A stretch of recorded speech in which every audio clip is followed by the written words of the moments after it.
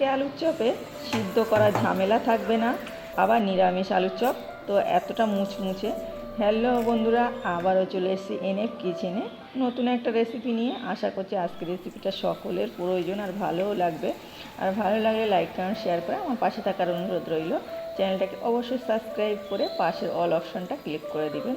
তো বন্ধুরা, প্রথমে আমি এখানে একটা আলু দিয়ে মানে কতগুলো নাস্তা হবে আপনি বুঝতেই পারবেন না। 10 জনের মতো নাস্তা বানিয়ে নিতে পারবেন। সন্ধ্যাবেলা এমন একটা মুচমুচে খাবার থাকলে, আবার এই বৃষ্টির দিনে রমজান মাসে। তো আমি প্রথমে আলুটা ভালোভাবে ছিলে নিয়েছি, তারপরে ধুয়ে নেওয়ার পরে আমি পাতলা পাতলা করে কেটে নিয়েছি। আলুর মানে সাইজটা ঠিক এমন হবে, খুব মোটা হবে না আবার খুব পাতলা হবে না, একই রকমভাবে সাইজ করে কেটে নিতে হবে। তারপরে ওটা কেটে আমি জলে ভিজিয়ে রেখেছি, অবশ্যই ভালোভাবে ধুয়ে নিতে হবে। তারপরে এখানে ধনিয়া পাতা আমি কিছু নিয়েছি, নিয়ে ভালোভাবে ধুয়ে পরিষ্কার করে নিয়ে তারপরে কুচিয়ে নিলাম। এখানে আমি একটা মিক্সিং বোল নিয়েছি, আমি 2 কাপ পরিমাণ বেসন দিয়ে নিচ্ছি। এটা আপনার প্রয়োজন অনুযায়ী কমিয়ে বাড়িয়ে নিতে পারেন। তারপর 1 টেবিল চামচ কর্নফ্লাওয়ার দিয়ে নিলাম। কর্নফ্লাওয়ারটা না থাকলে চালের গুঁড়ো দিয়ে নিতে পারেন, একই ব্যাপার।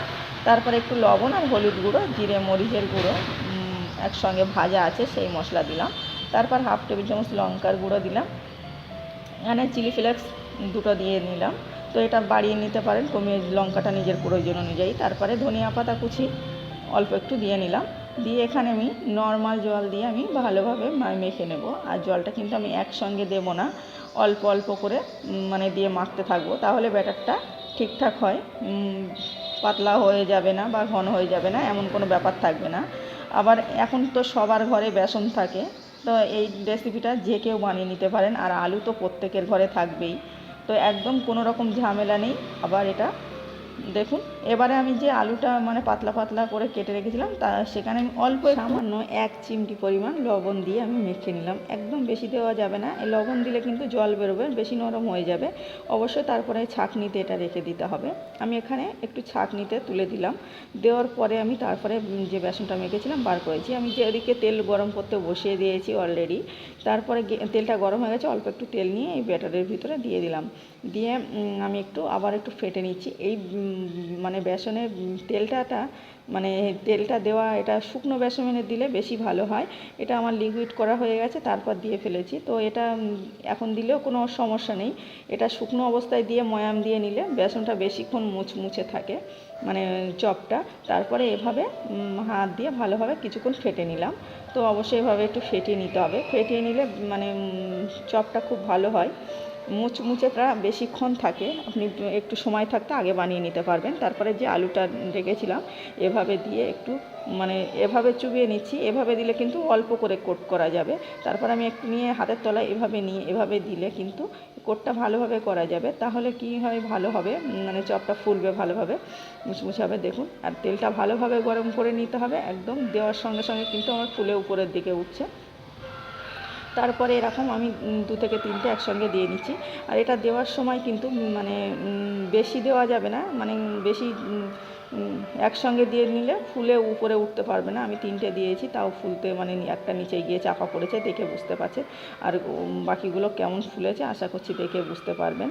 আর এটা কিন্তু প্রতিটা ফুলবে। আর নিরামিষ আলু চপ এটাতে কিন্তু আর অসম্ভব মজারও হয়। সন্ধ্যাবেলা এমন একটা রেসিপি থাকলে যে কোনো কারুর, আর এটা খুবই সহজ, দেখেই বুঝতে পেরেছেন, একদম ঘরে থাকা উপকরণ। আর সকলের ঘরে বেসন আলু তো সবার ঘরে থাকে। এভাবে অবশ্যই ট্রাই করবেন, আশা করছি ভালো লাগবে। তো আমি একটু সময় ধরে উল্টে পাল্টে ভেজে নিলাম। প্রথমে মানে গ্যাসটা আমার জোরেই ছিল, না হলে কিন্তু মানে কালার হবে না আর ফুলবে না। আর এটা পাতলা আলু, সিদ্ধ হতেও বেশি সময় লাগবে না। জাস্ট আমি এভাবে ছেঁকে তুলে নিলাম। আমি আবার একটু দেখাই, আমি বেশিক্ষণ দেখাবো না।